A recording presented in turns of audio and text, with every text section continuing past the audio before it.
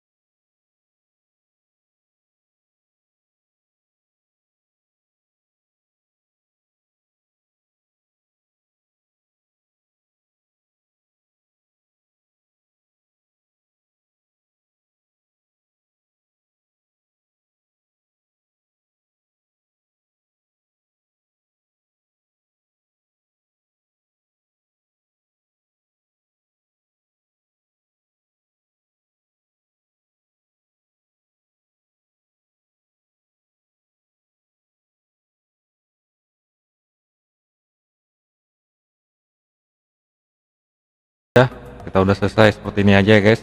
Lumayan lebih bagus lah, ada sedikit kemajuan untuk AutoCAD 2024. Kita ada kemajuan hasilnya.